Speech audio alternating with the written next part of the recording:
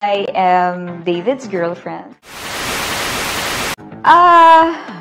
Vaguely, I am David's girlfriend.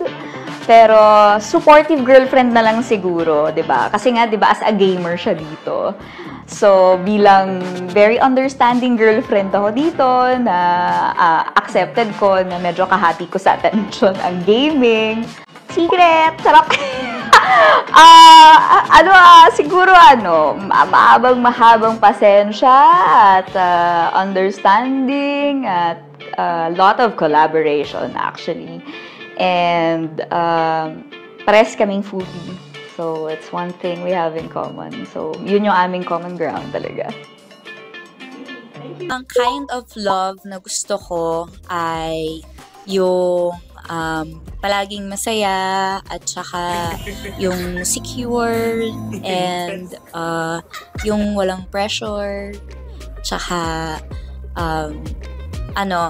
foodie parehas. Aha! And of course, yung caring, nandun naman yun as always. Yung aalagaan ako. Wow!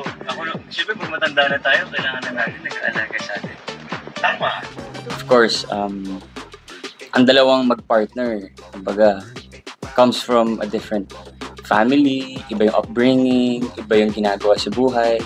I think someone who would really understand and empower me to become a better person, to be more successful on the things that I am in. I think her understanding. I think we are both different human beings. We have different personalities.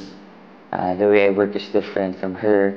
So I think her understanding me and me understanding her. That's where we connect. That's how we work. But because she's a type na very caring and whenever we're acting also, talagang never goes overboard. She empathizes with me in a way na, okay, this is how David work and this is how I work, so okay, let's meet in the middle. And si Barbie, she's also super nice na person talaga. So, yeah, very easy to work with. And, yeah, very professional. Feeling ko, nag-work talaga na nag-meet tayo halfway. Feeling ko, may effort siya na dumating on time. Tapos ako, pag medyo hindi dumadating sa call time, acceptance. So, nag-meet kami halfway. Wow! I'm with my girlfriend. I mean, we're not physically together. But siya, siguro in a place na hindi siya comfortable. So ba, kantahan kita para at least parang magkasama pa rin tayo? Okay. Silent night, holy night, all is calm.